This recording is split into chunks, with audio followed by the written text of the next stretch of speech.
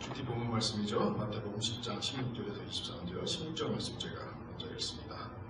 보라, 내가 너희를 보냄이 양을 이리 가운데로 보냄과 같도다. 그러므로 너희는 뱀같이 지혜롭고 비둘기같이 순결하라.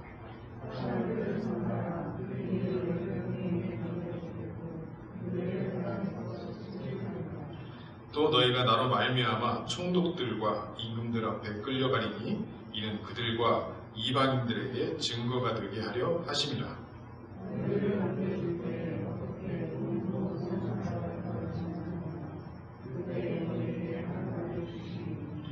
말하는 이는 너희가 아니라 너희 속에서 말씀하시는 이 곧 너희 아버지의 성령이시니라.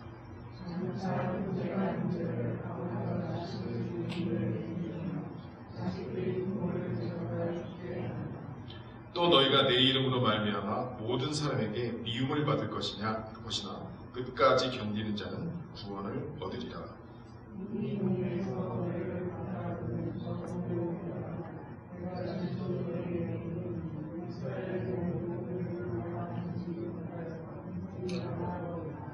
아멘. 예, 우리 큐티 본문 말씀 마태복음을 계속 보고 있습니다. 저도 그렇고 많은 분들이 이제 큐티 하나님 말씀 처음 이렇게 묵상하고 이렇게 할 때는 잘 어떻게 본문을 읽고 또 그것을 어떻게 해석하고 적용할지를 잘 모르죠. 그래서 저도 처음에 20대 초반에 큐티를 배우고 할 때는 정말 말씀이 문자적으로 이렇게 나오면 그것을 이렇게 해보고 막 내가 뭐를 찾고 있는데, 예를 들어서 막 집을 막 이렇게 렌트집을 구하고 있는데 어디 동쪽으로 가라 이런 말씀이 나오면 진짜 막 동쪽으로 가보고 막 이렇게 해보고, 그러면서 우리가 큐티를 어떻게 하고 어떻게 하는 것들인지 조금씩 깨달아가죠. 결국은 우리가 어떤 문자적으로 그것을 해석하고 적용하는 것이 아니라 거기에 나온 이제 원리를 우리가 깨닫고 그 원리를 우리의 상황에 맞게 잘 적용하고 그것이 곧 하나님의 인도하신다라고 하는 것이지, 문자적으로 뭐 어디로 가라든지 무엇을 사라든지 이렇게 직접 막 큐티 말씀에서 나오고 그러지는 않죠. 예, 여러분 다 잘 아실 줄 믿습니다. 마태복음 5장, 6장, 7장 이 세 장을 산상수훈이라고 말씀을 드렸습니다. 그래서 산에 올라가서 많은 무리들이 따라하기 시작했는데 예수님을 그들을 놔두시고 산에 올라가니까 제자들이 이제 나와서 그 제자들에게 가장 하나님 나라의 중요한 원리가 되는 말씀을 5장, 6장, 7장에서 예수님이 말씀하십니다. 그리고 8장과 9장에서 예수님이 이제 산에서 내려오셔서 많은 사람 각 고을을 다니면서 말씀을 전파하시고 또 병자를 고치시고 귀신을 내어 쫓으시는 그런 사역을 계속 쭉 하게 됩니다. 자, 여러분 성경을 한번 9장으로 한번 가보셔서 몇 절이냐면 35절, 9장 35절을 함께 보시겠습니다. 이제 예수님의 이제 8장과 9장에서 나온 사역을 이제 이렇게 정리해놓은 그 절인데, 자, 9장 35절 말씀 함께 읽어보시겠습니다. 시작. 예수께서 모든 도시와 마을에 두루 다니사 그들의 회당에서 가르치시며 천국 복음을 전파하시며 모든 병과 모든 약한 것을 고치시니라. 네. 자, 예수님의 사역이 여기 나와 있습니다. 모든 도시와 마을을 다니셨다라고 하시면서 무엇을 전파하셨냐면 천국 복음, 즉 뭡니까? 하나님 나라의 복음을 전파하셨다라고 하는 것입니다. 그리고 가르치셨고 병든 자를 고치신 것, 이렇게. 그래서 가르치시는 사역, 그 다음에 전파하시는 사역, 그리고 고치시는, 치유하시는 사역을 하셨다라고 하는 것입니다. 그래서 예수님께서는 본인이 공생애를 하실 때 이 세 가지 사역을 하셨고, 또한 그의 제자들을 이제 훈련시켜서 그 사역을 동일하게 하십니다. 교회는 바로 예수님의 몸이라고 했죠. 이 교회는 바로 무슨 일을 해야 되냐? 그 일을 해야 돼요. 말씀을 가르치고 그리고 전파하고 또 치유하고 회복하는 이 사역을 우리가 헌신돼서 하는 것이 바로 이제 주님을 따르는 제자들인 이 교회가 할 일이라고 보겠습니다. 이제 10장에 오면은 이제 예수님께서 12제자들을 이제 파송하시는 장면이 나옵니다. 10장 1절입니다. 10장으로 한번 넘기셔서, 자, 10장 1절 말씀 보세요. 예수께서 그의 12제자를 부르사 더러운 귀신을 쫓아내며 모든 병과 모든 약한 것을 고치는 권능을 주시니라. 그러면서 이제 5절 보면 예수께서 이 12를 내보내시며 명하여 이르시되 하면서 12를 보내시는 장면을 이렇게 보입니다. 한마디로 그동안 말씀을 가르치신 제자들을 둘씩 짝을 지어서 다른 곳로 다 이렇게 각기 보내셔서 한마디로 단기 선교를 지금 보내시는 장면입니다. 이 마태복음을 이렇게 지금 의도적으로 이렇게 편집해 놓았지만 마태가 예수님이 많은 사람들을 가르치시고 많은 사람들에게 말씀을 전파하시고 치유하시는 사역도 하셨지만 그에 못지않게 더 많은 부분을 이 제자들을 훈련시키시고 제자들과 함께 말씀을 나누시고 먹고 하면서 그들이 예수 그리스도가 하시는 일을 동일하게 하게끔 예수님 살아 생전에도 그렇게 훈련을 시키셨다라고 하는 것입니다. 그래서 이 소수의 제자들을 훨씬 더 많이 이렇게 훈련시켜서 하시는 것을 우리가 볼 수가 있습니다. 그래서 이 마태복음 10장은 예수님께서 제자들을 세상으로 파송하시면서 주시는 격려사라고 할 수가 있습니다. 먼저 이렇게 파송되는 제자들이 이제 명단이 이렇게 나오죠. 이제 10장 이렇게 2절에 보면 이제 베드로부터 쭉 베드로, 안드레 이렇게 12명의 이렇게 이름이 나오게 됩니다. 그리고 이들이 다니면서 이제 해야 할 일, 무엇을 해야 되느냐, 그리고 어떤 것을 선포해야 되느냐, 이런 내용에 대해서 지금 5절에서 12절 말씀까지 일러주고 있습니다. 오늘 본문은 이제 이 제자들을 파송하시면서 하시는 격려사의 이제 세 번째 부분 정도가 된다고 말씀을 드릴 수가 있겠습니다. 그들에게 이제 닥쳐올 환난을 직면할 때 이제 뱀의 지혜와 비둘기의 순결함을 갖출 것을 당부하고 있는 것입니다. 그리고 그 뒤에 이어서 네 번째는 이제 39절까지의 본문인데 사람들을 두려워하지 말고 오직 하나님을 두려워하라는 격려이고 또 이제 10장의 마지막 부분 40절에서 42절은 이제 이들을 영접하는 이 세상에 이에게 상이 있을 것임을 말씀을 하십니다. 자, 정리를 하면 무엇을 전파하느냐? 하나님 나라를 전파한다라고 하는 것입니다.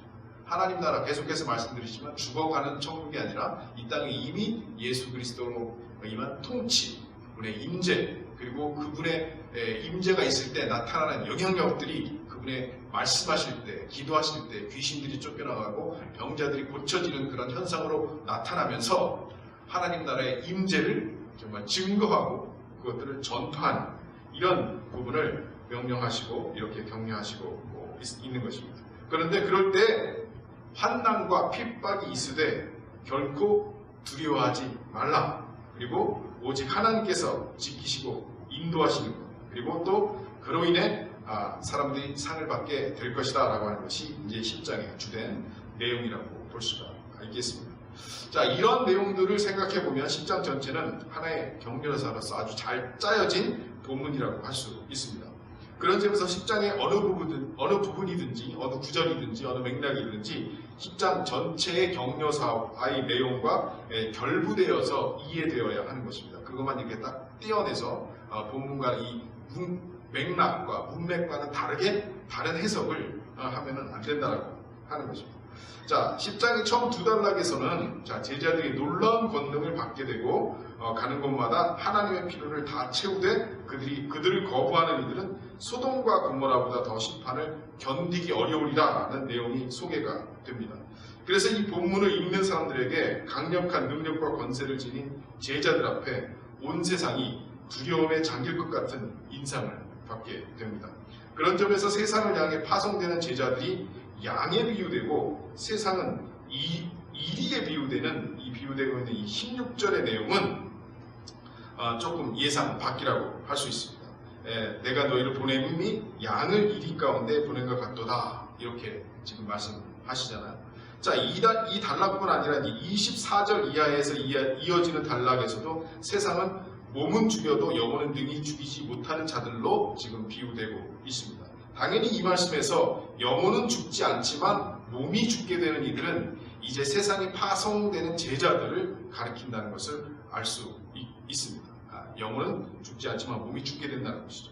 결국 10장의 말씀은 이 제자들이 하나님의 권능을 힘입어서 세상에 나아가서 병든 자를 고치고 죽은 자를 살리는 이런 놀라운 생명의 역사를 행하지만 그렇지만 그로 인해 이들은 세상에서 어떻게 돼요?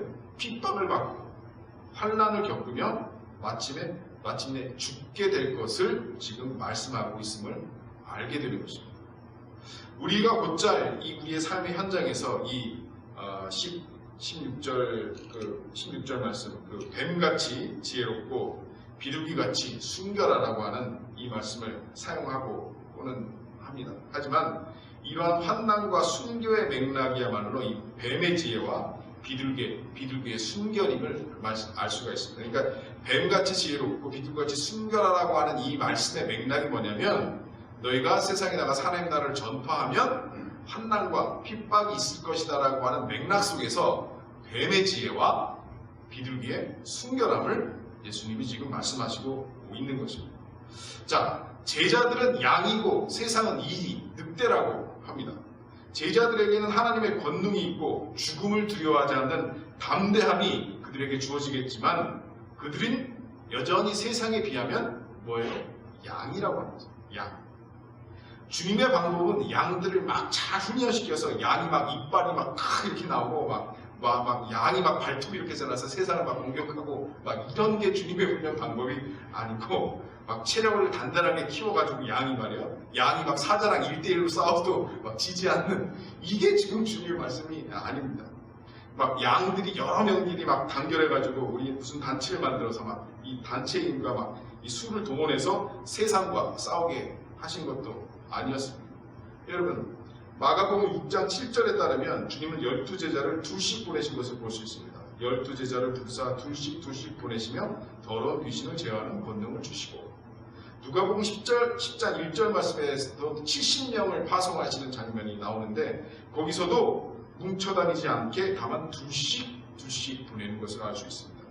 그 후에 주께서 따로 70인을 세우사 친히 가려는 각 동네와 각 지역으로 둘씩 앞서 보내시되. 자, 하다못해 이 12명이라고 우리 한꺼번에 가면, 우리가 어디 단기선교나 무슨 파송 갈 때 막 12명 최소한 개수, 막 20명씩 이렇게 막 부르 가잖아요. 그런데 예수님은 그 70명, 12명을 뭉쳐다니게 아니하시고 2명씩만 짝지어서 다 흩어져서 보내신 것입니다. 왜 그러셨을까요? 그러므로 이것을 통해서 우리가 알 수 있는 것은, 그러므로 이 하나님 나라의 전파는 사람의 숫자에 있거나 뭔가 단결된 힘에 있거나 뭔가 위세를 우리는 정말 한국교회에 왕창 이렇게 가가지고 막 이렇게 수도 이렇게 해고 막 나눠주고 막 이렇게 뭔가 이렇게 보여주고 오고 싶잖아요. 선교지에 가서.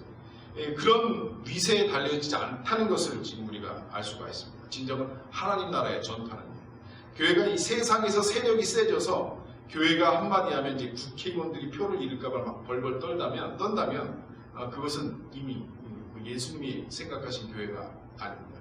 여러분, 이 한국에서는요, 이 좀 큰 교회, 대형 교회 목사님들이 굉장히 그 힘이 있습니다. 왜냐하면 표를 갖고 있기 때문에. 몇만 명씩 되는 그 교회, 여의도 소속교회 10만 명 이렇게 넘지만, 저도 한국에서 섬기던 그 좀 큰 교회가 지구촌 교회, 그 분당에 있는 그 이동호 목사님이 계실 때, 지금은 이동호 목사님 은퇴하셨지만, 그때 교회를 섬겼단 말이에요. 2만 명 된단 말입니다. 성도가 1부부터 8부 예배까지 있고, 그리고 용인 수지를 2원 생중계하는 그 교회예요. 그러니까 이동호 목사님이 용인에 가시느냐, 아니면 수지에 가시느냐, 분당에 오시느냐 아무도 모르죠. 그런데 어느 한쪽은 영상으로 설교를 보게 돼 있어요. 근데 그것을 똑같이 중계를 이렇게 실시간으로 하는 그런 2만 명 되는 교회에 선거철 되면요, 국회의원들 와가지고요, 어떻게 하면 이 얼굴 도장 한번 찍으려고 이렇게 목사님한테 잘 보이고, 또 이렇게 앞에 나와서 앉아가지고 광고 시간에 그 인사 한번 하고 얼굴 이렇게 한번 비추려고 얼마나 이렇게 벅벅적으로 하는지. 그만큼 뭡니까? 이 숫자라는 게 위력이 있는 것이고, 그 숫자를 등에 업은 이 목사님들은 이 정치가들한테 이렇게 큰 소리를 칠 수가 있는 거예요. 목사님 한마디 내가 누구를 찍으라고라 차지 않지만 막 이러면 이제 1번 이렇게 된단 말이에요. 이게 지역구에서는 몇천 평, 몇백 부의 당락이 있고 좌우되잖아요. 근데 2만 명이 목사님 한마디 하면 그 중에 말은 다 안 된다고 해도 반만 말은 들어도 10,000표가 왔다 갔다 하는데 정치인들이 굽시거리지 않겠습니까? 그런데 그렇게 하나님 나라를 그런 식으로 예수님께서 전파하려고 하신 것이 아니라 제자들을 둘씩 흩어서, 정말 2명이 무슨 힘이 있습니까? 그래서 그렇게 하나님 나라를 전파하게 하셨다라고 하는 것입니다. 그렇게 둘이 있어도 주님은 그곳에 계신다고 약속하셨고, 그들 가운데 하나님 나라가 임하겠다고 약속하신 것입니다. 그럴지라도 그런데 이 지금 하고 있는 얘기는 그들은 뭐예요? 늑대가 아니고 세상은 늑대 일이고 그들은 양이란 말이에요. 담대한 마음을 주시고 권능을 주시고 귀신을 쫓아내는 그런 권세를 그들에게 주셨지만 그들은 뭡니까? 여전히 양이라는 것입니다. 기도한다고 해서 하나님께서 함께 하신다고 해서 갑자기 양이 사자가 됩니까? 예, 우리가 담대하라 또 놀라지 말라 이렇게 계속 우리가 정말 도전받고 그렇지만 갑자기 우리가 양인 그 하나님의 백성이 갑자기 사자가 되고 표범이 되는 게 아니란 말입니다. 기도해서 우리 자녀들이 세상에서 사자같이 동물의 왕같이 호랑이같이 그 울음소리 한 번으로 막 천하를 떨게 하고 막 이렇게 되는 자녀가 되게 하기를 막 기도하고 싶죠. 그런데 그렇게 되지 않는다는 것입니다. 하나님의 자녀들은 하나님의 능력으로 강하고 담대하지만 여전히 세상은 이리 같고 늑대 같고 그 세상에 비하면 우리는 양일 뿐인 것입니다. 예, 한번 옆 사람 보시고 양일 뿐입니다. 한번 말씀하시죠. 예. 자, 이 주님께서는 이 제자들을 향해서 뱀의 지혜와 비둘기의 순결을 지닐 것을 당부하십니다. 근데 이제 여기서 뱀의 지혜에 대해서 우리가 조금 공부할 필요가 있습니다. 이 뱀이 처음 나오는 등장하는 장면이 창세기 3장이죠. 창세기 3장 1절에 보면 뱀을 가리켜 하나님이 지으신 피조물 가운데 가장 간교하다라고 하는 표현을 썼습니다. 3장 1절 보면 그런데 뱀은 여호와 하나님이 지으신 들짐승 중에 가장 간교하니라. 뱀이 여자에게 물어 이르되 하나님이 참으로 너에게 동산 나무는 모든 실과 열매를 먹지 말라 하시더냐. 이렇게 지금 뱀이 질문하죠. 여기서 간교하니라, 이 간교하다라고 하는 것은 이 부정적인 뉘앙스로 번역된 히브리말 아룸이라고 하는 말의 원어의 번역이 되는 것입니다. 그런데 이 아룸이라고 하는 이 히브리 말은 간교하다라고도 번역될 수 있지만 잠언 같은 데 보면 그것이 슬기롭다라고 하는 것으로 또 번역이 되는 단어가 이 단어입니다. 그래서 이 잠언 12장 23절 같은 경우는 슬기로운 자는 지식을 감추어도 미련한 자의 마음은 미련한 것을 전파하느니라. 이렇게 이 슬기롭다라고 하는 단어로도 이렇게 상황에 따라서 번역이 될 수 있습니다. 그래서 이 지금 뱀의 지혜할 때 이 뱀의 간교하다라고 하는 것은 슬기롭다 또는 간교하다, 이 둘 중에 하나로 번역이 될 수 있다라고 하는 것입니다. 선악을 알게 하는 나무의 실과를 먹지 말라 하신 이 하나님의 명령에 대해서 뱀의 지혜는 간교한 것이 되어 그의 약속을 의심하고 부정하기에 이르렀습니다. 그러나 슬기로운 사람은 여호와를 경외하는 것이 지혜의 근본인 줄 알며 하나님의 계명을 마음에 둡니다. 자, 이렇듯 비둘기의 순결도 또한 비슷합니다. 레위기에 따르면 이 세상의 모든 짐승들은 세 종류로 구분이 됩니다. 천하 만민들을 위해 배정된 동물들, 그리고 하나님께서 구별하신 이스라엘이 먹을 수 있는 정한 동물들, 그리고 마지막으로 거룩하신 하나님께 제사를 드릴 수 있는 제사의 동물들이 바로 그것입니다. 자, 제사 동물에는 소와 양, 염소가 있으며 날아다니는 것들 가운데 유일하게 제사를 드릴 수 있는 동물이 바로 뭡니까? 비둘기라고 하는 것이죠. 그러므로 이 비둘기는 정한 동물이면서 그 가운데 하나님께 드리는 제물로 쓰일 수 있는 동물이라는 점에서 이 비둘기의 순결함은 참으로 적절한 표현인 것입니다. 이에 해당하는 헬라어 아케라이오스라고 하는 이 비둘기라고 하는 단어는 순결이라고 이렇게 번역이 되었지만, 이 순결이라고 하는 번역도 있지만 순전이라고 하는 의미로도 쓸 수 있습니다. 빌립보서 2장 15절 말씀에 보면 이는 너희가 흠이 없고 순전하여 어그러지고 거스르는 세대 가운데서 하나님의 흠없는 자녀로 세상에서 그들 가운데 빛들로 나타나며, 그래서 순전하며 할 때 또 이 단어 아케라이오스라고 하는 것이 쓰인다라고 하는 것이죠. 특히 이 레위기에서 이 비둘기는 이 가난한 사람들이 하나님께 드리는 제물입니다.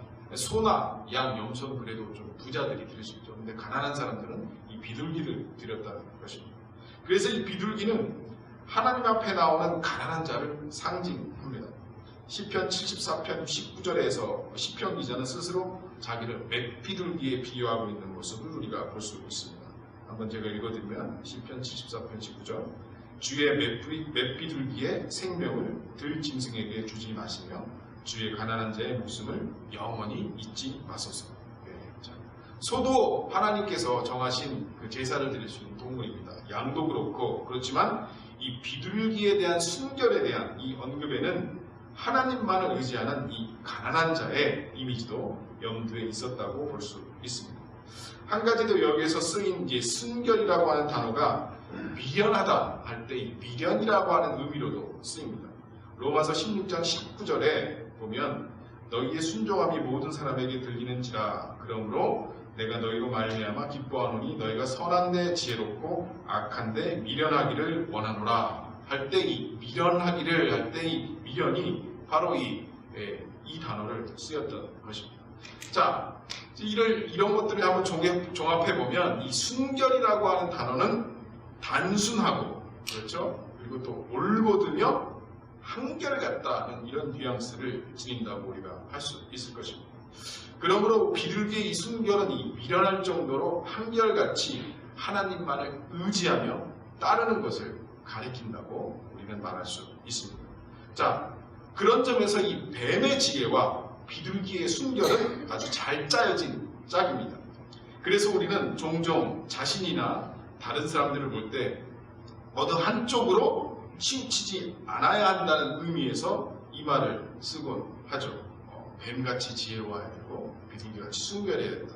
그런데 10중 8구는 비둘기의 순결 때문에 이 말을 쓰는 것이 아니라 너 좀 지혜로워야 된다 라고 하는 말을 할 때 뱀같이 지혜롭고 비둘기같이 순결하다. 이게 뱀같이 지혜롭다는 말에 더 지금 강조점이 있는 거죠. 그래서 이제 뱀의 지혜가 필요하다는 맥락에서 우리 이제 말을 할 때가도 하나님이 뱀같이 지혜로워 하셨는데 비둘기같이 순결을 해야 하기도 하지만 세상을 살아가면서는 뱀의 지혜도 필요한 거야. 이렇게 우리가 가르치기도 하고 또 말을 하기도 합니다. 자, 이러한 부분에서 보면 이제 우리 예수 믿는 사람들은 대체적으로 스스로에게 자기가 이제 비둘기같이 순결하다라고 하는 순결이 있다고 생각하는 경향이 있는 것 같습니다. 예수님께서 우리를 위해 죽으셨기 때문에 그리고 우리가 주의 보혈로 정말 깨끗이 사함을 받고 거듭났기 때문에 우리는 기본적으로 비둘기같이 순결하다 이렇게 생각할 수 있습니다. 그래서 하나님 나라를 전파하고 진리를 위해 살아갈 때 우리에게 필요한 것은 비둘기의 순결보다는 뭐예요? 뱀의 지혜가 더 필요하다 이렇게 판단하는 것입니다. 그런데 여러분 과연 그럴까요? 과연 우리는 비둘기처럼 순결할까요? 우리에게 뱀의 지혜가 있으면 모든 것이 해결될까요? 오늘날 우리들의 이 교회가 한국 사람들의 교회 많은 이 교회들이 이 수치와 치욕을 당하게 된 것이 뱀의 지혜가 없어서일까요? 당연히 우리에게는 뱀의 지혜가 필요합니다. 이 부분에 대해서 이제 조금 이따가 살펴보겠지만 적어도 뱀의 지혜를 강조하기 위해 주님께서 말씀하신 대로 비둘기의 순결도 동등하게 강조가 되어야 되는 것입니다. 사실 뱀의 지혜를 우리가 강조할 때마다 이 뱀같이 지혜로워야 된다라기보다 이렇게 한번 생각해보면 어느 때는 그냥 내가 뱀의 지혜가 아니라 나는 그냥 뱀이구나 이렇게 생각할 때도 있습니다. 많은 부분 오늘날의 교회는 오히려 비둘기의 순결함이야말로 기도의 제목이다 싶기도 합니다. 세상보다 더 추악한 이 그리스도인들, 더 이기적이고 또 조금도 자기 것을 손해보려 하지 않고 세상보다 더 권력을 좋아하고 또 그 권력 앞에 막 굽실거리는 그 사람들, 그들의 모습이 바로 우리들의 모습이지 않을까요? 우리에게 필요한 것이 정말 뱀의 지혜일까요? 주님께서는 뱀의 지혜와 비둘기의 순결이 있어야 된다고 당부하셨습니다. 다음에 이어지는 말씀은 무엇입니까? 17절은 사람들을 삼가라고 경고하는데 왜냐하면 그들의 제자들이 공회에 넘겨주고 회당에서 채찍질을 할 것이기 때문입니다. 드디어 뱀의 지혜가 발휘되어서 사람들을 삼가서 조심스럽게 대하라는 의미인 줄 알았는데 주님의 말씀은 바로 뒤에 나오는데 뜻밖의 무엇입니까? 너희들이 그 사람에게 끌려가서 채찍을 맞게 될 것이라는 내용으로 이어집니다. 우리가 지금 생각하는 뱀의 지혜라고 하는 것이 지금 문맥상 우리가 생각하는 뱀의 지혜로 생각한다면 문맥이 맞지가 않는 것입니다. 자, 그래서 여기서 사람들을 삼가라라고 하는 의미는 사람들을 의지하지 말라는 말씀임을 알게 됩니다. 자, 18절에서도 보면 제자들은 총독과 임금들 앞에 끌려간다고 나옵니다. 왜 세상의 권력자들이 제자들을 이렇게 잡아 가두고 채찍질하고 재판합니까? 제자들이 반란을 일으킨 것도 아니고 다만 하나님 나라를 전하였을 뿐인데 왜 총독들과 임금들 앞에 끌려가는 것일까요? 이 제자들이 비둘기의 순결로 인해 핍박을 당한다지만 뱀의 지혜가 있다면 이렇게 17절에서 18절에서 번번이 끌려가는 것이 논리적으로 말이 되는 것일까요? 세상에 무슨 지혜가 이렇게 늘 끌려가면서 맨날 맞기만 하는 지혜가 어디 있습니까? 그래서 주님께서 말씀하시는 이 뱀의 지혜는 오늘날 우리가 생각하는 그런 지혜하고는 거리가 멀다는 것을 우리는 알게 되는 것입니다. 우리는 언제 뱀의 지혜를 말합니까? 우리는 대개 위기를 잘 모면하고 일단 요리조리 말을 돌리고 비비꼬고 해서 고비를 넘기려고 할 때 뭡니까? 뱀의 지혜를 말하곤 하는 것입니다. 이를 생각하면 이 표현에 대한 쓰임새는 우리의 현실과 지금 성경, 예수님이 말씀하시는 성경에서의 현실이 너무나 다르다는 것을 알 수 있습니다. 주님께 있어서 뱀의 지혜는 무엇입니까? 마태복음 10장 19절 20절 말씀을 보면, 자, 마태복음 10장 19절 20절 말씀을 한번 같이 읽어보겠습니다. 자, 시작. 너희를 넘겨줄 때 어떻게 또는 무엇을 말할까 염려하지 말라. 그때 너희가 할 말을 주시니 말하는 이는 너희가 아니라 너희 속에서 말씀하시는 이 곧 너희 아버지의 성령이시니. 자, 뱀의 지혜는 무슨 말을 할지, 뭐라고 대답을 해야 할지 미리 준비해 두는 것이 뱀의 지혜인 줄 알았어요. 그렇죠? 아, 내가 이런 일을 당하면 무슨 말을 해서 빠져나갈까? 어떻게 위기를 모면할까? 그것을 우리는 지금 뱀의 지혜라고 생각한다라고 하는 것입니다. 그런데 이 구절들을 보면 그것이 아닌 것을 우리가 알 수 있는 것이죠. 오히려 우리 안에서 말씀하시는 누구를 의지하라? 성령을 의지하고 성령께서 역사하시도록 구하는 것이야말로 뱀의 지혜인 것입니다. 막 위기를 요리조리 피해가고 막 모면하는 그런 지혜가 아니라 성령께서 말씀하시기를 구하고 성령이 하시는 대로 우리를 맡겨두는, 그게 뭐예요? 뱀의 지혜라고 하는 것입니다. 21절은 형제가 형제를, 아버지가 자식을 내주며 자식이 부모를 대적한다고 지금 일러주고 있습니다. 21절 말씀입니다. 장차 형제가 형제를, 아버지가 자식을 죽는 데에 내어주며 자식들이 부모를 대적하여 죽게 하리라. 자, 앞뒤의 맥락을 볼 때 이러한 일은 예수 그리스도를 믿고 하나님 나라를 믿음으로 인해 닥쳐오는 환란에 대해서 지금 말씀하신 것이라고 이해가 되는 것입니다. 자, 이 이제 10장 35절 36절에서도 이 가정의 식구, 이 식구들이 원수가 된다는 말씀이 있다는 점에서 믿음으로 인해 가정에서 일어나는 환란을 21절이 표현하고 있다고 할 수 있습니다. 자, 이 역시 뱀의 지혜와 비둘기 순결함의 결과라고 하는 것입니다. 이제 22절에 가면 급기야 주님의 이름으로 인하여 모든 사람에게 미움을 받게 된다고 같이 선포하십니다. 자, 22절 말씀 함께 읽겠습니다. 자, 시작. 또 너희가 내 이름으로 말미암아 모든 사람에게 미움을 받을 것이나 끝까지 견디는 자는 구원을 얻으리라. 자, 정말 예수님이 말씀하신 뱀의 지혜, 지금 우리의 생각과 좀 다르죠? 우리가 쓰는 뱀의 지혜는 모두 둥글둥글하게 어떻게 하면 또 잘 좋은 게 좋은 거니까 이런 식으로 위기를 모면하고 이런 데 쓰이는 게 뱀의 지혜인데, 그러나 주님께서는 뱀의 지혜를 말씀하시더니 모든 사람에게 미움을 받게 되는 그리스도인을 예로 드신다는 것입니다. 무엇이 뱀의 지혜입니까? 주 예수의 이름을 위해, 하나님의 나라의 의를 위해 끝까지 말씀대로 행하고 순종하는 것이 뭐예요? 뱀의 지혜라고 하는 것입니다. 네, 미련하다는 뜻이라고 하는 것입니다. 자, 그래서 모든 사람에게 미움을 당할지라도 믿음으로 나아갈 때 이제 끝내는 구원을 얻게 된다는 것. 그것을 믿고서 오늘의 환난과 박해를 견디는 것이야말로 뱀의 지혜요 비둘기의 순결이다 하는 것입니다. 마지막 23절은 주님께서 다시 오신다는 약속입니다. 이 동네에서 너희를 박해하거든 저 동네로 피하라. 내가 진실로 너희에게 이르노니 이스라엘의 모든 동네를 다 다니지 못하여서 인자가 오리라. 야, 여러분, 그 누가 지혜로운 자입니까? 이 세상이 영원하지 않은 줄을 아는 사람이 지혜로운 사람이라고 하는 것입니다.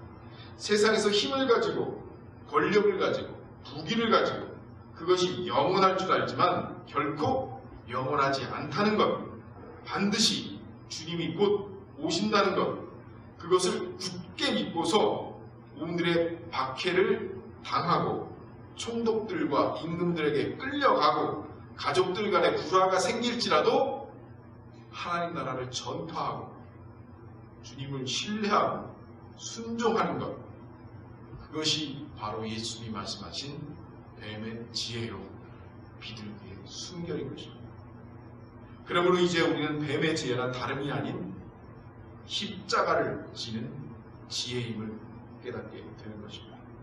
세상 모든 사람들은 십자가를 피하면, 고난을 피하면 지혜롭다 하지만 주님의 지혜는 끝까지 십자가를 피하지 않고 십자가로 나아가는 게 지혜인 것입니다. 그래서 십자가야말로 하나님의 지혜입니다. 여러분, 신약성경 고린도전서 1장 18절 말씀을 한번 같이 찾아서 읽기를 원합니다. 고린도전서 1장 18절 말씀, 신약성경 고린도전서 1장 18절입니다. 찾으셨으면 함께 읽습니다. 시작. 십자가의 도가 멸망하는 자들에게는 미련한 것이요 구원을 받는 우리에게는 하나님의 능력이라. 참으로 오늘날 우리에게 뱀의 지혜와 비둘기의 순결함이 필요합니다. 지혜는 위기를 모면하고 빠져나가고 악으로 맞서는 것, 그런 것하고는 거리가 멉니다.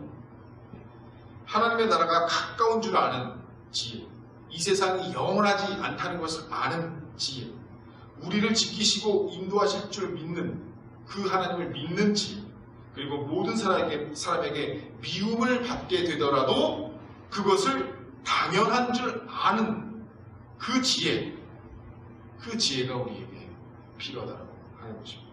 그래서 끝까지 믿음을 지키는 순결, 채찍질을 당하여도 어려움을 겪어도 믿음을 버리지 않는 순결이 우리에게 필요합니다.